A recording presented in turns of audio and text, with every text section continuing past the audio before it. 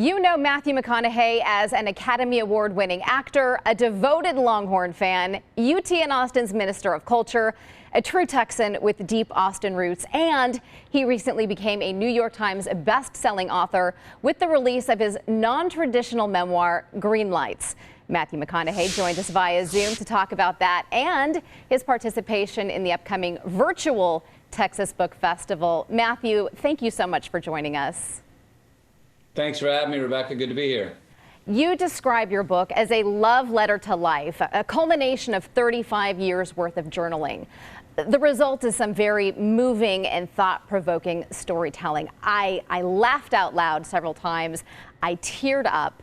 What are you hoping people will learn by reading about your journey that started here in Texas? Yes, indeed. I'm glad you laughed, and I'm glad you teared up, because there's life right there between a laugh and a tear, right? I'm hoping, these are personal stories of mine, but I found that the more personal I got, the more relatable actually the stories became. So hopefully people can laugh and get some wisdom, but also see themselves in these stories. You won't have the exact same experiences as me, but everyone's had similar experiences and had similar feelings, has gone through tough times and hardships and wondered how to get out of it and gotten out of it quite well sometimes. So this is a book about, the title Greenlights is that all the red and yellows in our life do eventually turn green. That's up to us and how we see the situation, how we handle the situation, and how much patience we can have before they actually do turn green. So sometimes you catch green lights in life by the decisions we make. Sometimes we get quite lucky, and sometimes it's just about how we see it. And here's to catch and create more of these. That's what it's about. You've done a lot of what you call checking out to check in, whether it's traveling to other countries or just taking the time to look inward and reflect. How important has that been for you as a person and as a creative? Greatly important. I mean, it's something that we all don't do, including myself, probably as much as we should. And I get it. We're busy. I'm busy. So when do we have time to check out, to check in? Is it prayer before meals? Is it meditation? Is it when we go exercise? Is it at the end of the day? Is it the beginning of the day? Is it in the middle of the day? I think everyone who does it, you see how important it is to us individually. We're leading very busy lives. We have more frequencies coming in on us now than ever before in our lives. Kids, calls, internet, text, everything. So we need to check out to just, one, let our memory catch up with us, to actually feel, how do we feel about that situation that just happened? Because it's very easy to get on autopilot. And I know for me, I'm pretty damn good on autopilot. I can handle things. I can run on reserve for quite some time.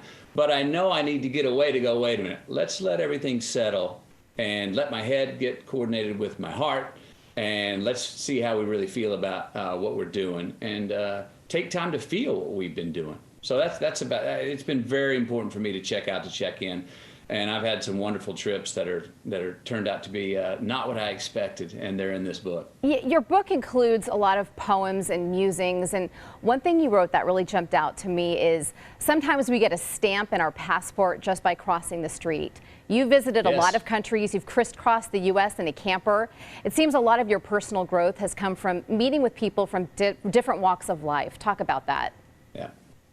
Yeah, I have been able to travel all over the world. I will say this, as far as I can tell, we're all looking for what do we need to be happy or be satisfied. As far as I can tell, my travels through all the culture I've crossed is that we each need something to look forward to. Something to wake up in the morning and just have to build towards, to look forward to, a goal to reach, whether that's raising a child, whether that's creating something, whether that's working today to get the paycheck at the end of the week. We need something to look forward to. That's what I've found. I've found that, money, while it's a wonderful tool, is definitely not a key to happiness. It can help you access things that can make you happy. I've found that we all want to be relevant, but we should ask, relevant for what? I've seen some of the happiest people in the world. They had great community. They had great senses of humor. Sense of humor has seemed to be something that I've seen around the world in my travels that is a common denominator amongst the people that seem to be the most healthy, to seem to have the most healthy relationships. And that's one that I try to remind myself I know. As my buddy Richard Linklater and I say, if you're not sure how to respond to a situation, let's make sense of humor the default emotion, and we'd all get along a little better. And speaking of him and Austin, let's bring it back to Austin. You went to college here. You got your start in Hollywood here with Dazed and Confused, and you've made it your home. What is it about this city that keeps you here? It's optimism. It's youthful outlook. It's push and pull between a young university with youth wanting to progress, but across the street is the capital and the backbone tradition. This relationship is where I think Austin is at its best, when those two challenge each other and work together. It's an outdoor town. It's a town for me that nobody needs proof that I'm in Austin.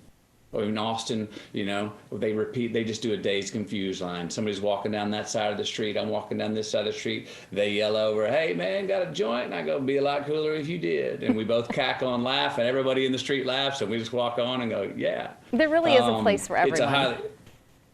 All you have to do is be you in Austin. And that's not an easy thing for everyone to be. I know that can be difficult, but that's all you got to be, is you. And as Austin's growing, look, we're becoming a metropolis. We've got to embrace progress, but still preserve our core DNA, our soul. And that's that's the challenge that I'm looking forward to with Austin. You talk several times in your book.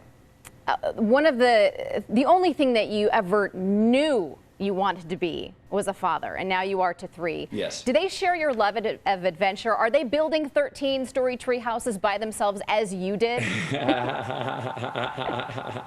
They are building tree houses. They aren't up to 13 floors like I was yet, but we'll see.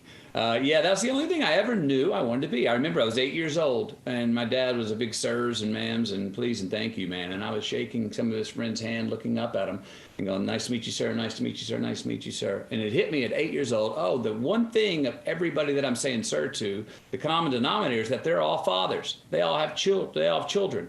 And in my 8-year-old mind, I said, oh, that's when you've made it, when you become a dad.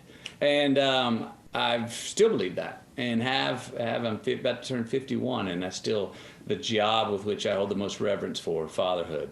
Yeah, it really teaches you a lot about yourself.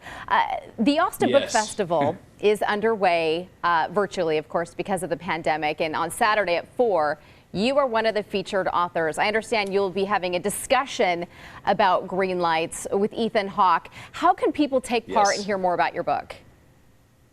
Tune in there. Come over and have a listen to Ethan and I talk.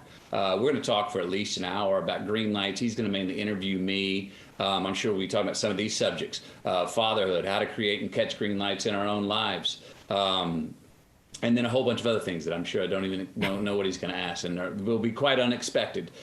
He's an author himself. So we'll be 2 Texas writers talking about Greenlights and everything else. So you can tune in virtually, and I think it's limitless how many people can. Right. So come on in and we will get a book. Greenlights. We'll have all the info on Greenlights and the festival on our website as well. Matthew McConaughey, congratulations on your book, and thank you so much for sharing your time with us.